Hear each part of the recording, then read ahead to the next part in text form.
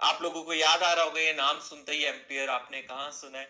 आपने ऐसा unit of electric current सुना है ना? वही एम्पियर इन्हीं के नाम पे है। तो इनका जन्मदिन 28 जनवरी को हुआ था।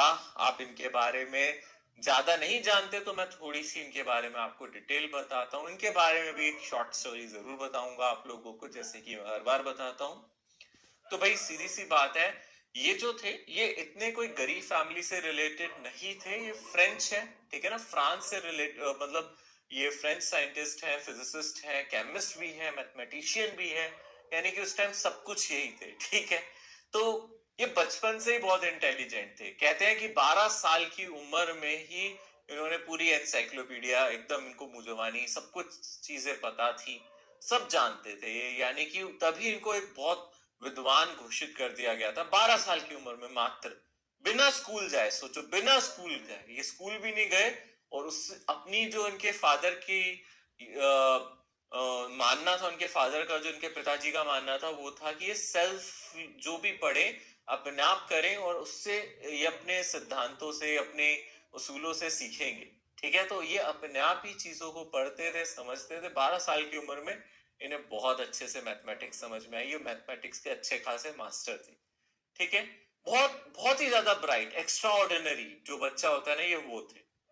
बट जिंदगी हमेशा इम्तिहान लेती है, इनका भी बहुत तगड़ा इम्तिहान लिया जिंदगी ने। जब ये अराउंड 17 साल के थे, उस टाइम फ्रेंच रेवोल्यूशन, शायद आपने हिस्ट्री में पास्ट में सुना उसके बारे में, ठीक है, वो चल रहा था उधर उस साइड पे। और वहां पे शायद गवर्नमेंट चेंज हुई और इनके फादर उससे शायद खुश नहीं थे। ऐसा कुछ हुआ कि उन्होंने थोड़ा सा उसका अपोज किया। और उस टाइम पे जो लॉज होते थे बहुत ही ज्यादा स्ट्रिक्ट होते थे, बहुत ही ज्यादा। और इनके फादर को, इनके पिताजी को पब्लिकली एग्जीक्यूट किया गया। यानी कि लोगों के सामने ही उनका, पूरे मतलब कहना भी नहीं चाहिए, मतलब पूरे लोगों के सामने, जनता के सामने पब्लिकली उनको पनिश किया गया, डेथ की सजा सुनाई गई और सबके सामने उनको डेथ दी गई, एग्जीक्यूट किया भी गया, ठीक है। तो इनका दिल टूट गया। उसके बाद किसी का भी टूट जाएगा, कोई भी ये बर्दाश्त नहीं कर पाएगा। तो इनकी जिंदगी में भी वो बहुत टर्निंग पॉइंट था। इतना ब्राइट होने के बाद भी कम से कम कहते हैं 2-3 साल ये कॉन्सेंट्रेट नहीं कर पाए, ठीक है ना। अराउंड 2 साल ये बिल्कुल कॉन्सेंट्रेट नहीं कर पाए। कौन कर पाएगा? इतना बड़ा हादसा किसी के साथ हो जाए, पब्लिकली किसी को असॉल्ट किया जाए, ठीक है ना। तो बहुत ही बड़ा इनके साथ इंसिडेंस हुआ। ये ट्रेजेडी रही इनकी लाइफ में, ये बहुत ही बड़ी रही। उसके बाद भी इन्होंने मतलब 2 साल तो शायद कॉन्सेंट्रेट नहीं कर पाए, पर फिर भी इनका दिमाग काफी तेज था। और अब फैमिली का जो बर्डन आ गया वो बहुत ज्यादा आ गया, क्योंकि अब वो इकोनॉमिकली अब ये वीक हो गए, जबकि पहले तो सही थे। बट बाद में इकोनॉमिकल क्राइसिस इनकी फैमिली पे आए। फिर इन्होंने कोई टीचिंग जॉब स्टार्ट करी, मैथमेटिक्स के टीचर बने। और बट अपना इनका इंटरेस्ट था ना, वो रहा हमेशा। मतलब इनका दिमाग तो चलता, एक्स्ट्रा ऑर्डिनरी था, वो चलता रहा, वो अपनी जगह काम करता रहा। और ये बात तब है जब आपने एच सी ऑयस्टर्ड का नाम सुना होगा, 10th में एनसीईआरटी में भी नाम है। वो मैग्नेट वाला एक्सपेरिमेंट, जहां एक वायर के ऊपर उन्होंने कंपास निडल रखी थी, याद है? तो कंपास निडल ने डिफ्लेक्शन दिया था। तो एच सी ऑयस्टर्ड का वो आपने एक्सपेरिमेंट जरूर देखा होगा, सुना होगा, है ना। तो ये उससे बहुत इन्फ्लुएंस हुए। इन्होंने अपना सारा काम, सारा समय उस एक्सपेरिमेंट को दिया। ये बहुत ज्यादा इंस्पायर हुए। इन्होंने देखा एक वायर एक निडल को, मैग्नेटिक निडल को डिफ्लेक्ट कर सकती है।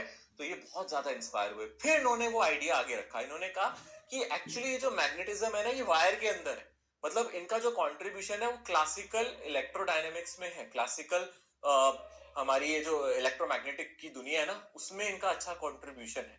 यानी कि इन्होंने काफी ज्यादा रिलेशंस बताए। ये वही है जिन्होंने दो परपेंडिकुलर वायर या दो पैरेलल वायर के बीच में फोर्सेस के बारे में बताया था। अगर आप दो वायर्स लो, उनमें सेम डायरेक्शन में करंट दो, वो अट्रैक्ट करेंगी, अपोजिट डायरेक्शन में दो रिपेल करेंगी, जो आप पढ़ते हो 12th स्टैंडर्ड में। वो इन्होंने बताया था, एम्पियर्स ने बताया था, ठीक है ना। इनका कंट्रीब्यूशन वहां है। जो आप शब्द सुनते हो सोलेनॉइड, कुछ वर्ड्स आप सुनते हो कि सोलेनॉइड, है ना, सुनते हो ना सोलेनॉइड क्या होता है, देखा होगा ना आपने। इस तरीके से वाइंडिंग सिखाते हैं आपको, सोलेनॉइड के बारे में बताते हैं। ये टर्मिनोलॉजी भी इन्हीं से आई है, इन्होंने ही ये टर्म दिया है। सोलेनॉइड वाले एक्सपेरिमेंट्स भी इन्होंने किए हैं। यही थे सबसे पहले जिन्होंने बताया था एक सोलेनॉइड बार मैग्नेट की तरह बिहेव करती। तो इनका जो कंट्रीब्यूशन है वो इलेक्ट्रोमैग्नेटिक दुनिया में काफी ज्यादा है। इलेक्ट्रिसिटी और मैग्नेट के बीच का जो रिलेशन बताया वो इन्होंने बढ़ाया। इन्होंने बहुत बड़े पैमाने पे बहुत सारे एक्सपेरिमेंट्स करके, बहुत डिटेलिंग में काम करके इन एक्सपेरिमेंट्स को प्रूव किया। एम्पेयर सर्क्यूटल लॉ के बारे में भी आप पढ़ते हो, वो भी इनके नाम पे है। और ऐसा यूनिट जो आप जानते हो वो भी इनके नाम पे है। तो हमें क्या सीखने को मिलता है इनसे? हमें ये मिलता है सीखने को। देखो, हमेशा सिचुएशन एक जैसी नहीं रहती, माहौल एक जैसा नहीं रहता, ठीक है ना। कभी खुशी कभी गम जिंदगी में लगा रहता है। और इनकी जिंदगी में जो हादसा हुआ, आपको ऐसा लगेगा सुन के भी, मतलब रूह कांप जाती है। किसी के साथ अगर ऐसा होगा तो फिर वो बिल्कुल शट डाउन हो सकता है, कोई भी बंदा खत्म हो जाएगा भाई इतना कुछ होने के बाद। बट इन्होंने अपने आप को संभाला, अपने परिवार को संभाला, आगे बढ़े। लाइफ का नाम, जिंदगी का नाम आगे बढ़ते रहना है। इन्होंने इस चीज को प्रूफ किया और आप देख रहे हो आज इनको सब याद करते हैं। ठीक है, सो नमन करते हैं हम इतने बड़े महान हस्ती को। मैं भी प्रणाम करता हूँ, आप भी झुक के जरूर प्रणाम करें। देखो फर्क नहीं पड़ता, हम लोग ज्यादातर सोचते हैं सर ये इंडियन साइंटिस्ट थोड़ा, फिजिसिस्ट थोड़ा, इनको कितना हम इतना इंपॉर्टेंस क्यों दें। फर्क नहीं पड़ता, इंसान की इंपॉर्टेंस ज्यादा होती है। हाँ, हमारे साइंस के क्षेत्र में हमारे इंडियन फिजिसिस्ट भी कम नहीं है। जब उनका नंबर आएगा उनके बारे में भी मैं बताऊंगा। बट फिलहाल जो इन्होंने कंट्रीब्यूशन दिया है वो बहुत ही बड़ा है। आज की इस टाइम में आप देख सकते हो इलेक्ट्रोमैग्नेट्स सबसे ज्यादा कारगर साबित होती है, तो इनका कंट्रीब्यूशन इलेक्ट्रोमैग्नेट्स की दुनिया में भी काफी ज्यादा है। ठीक है, सो आज का सेशन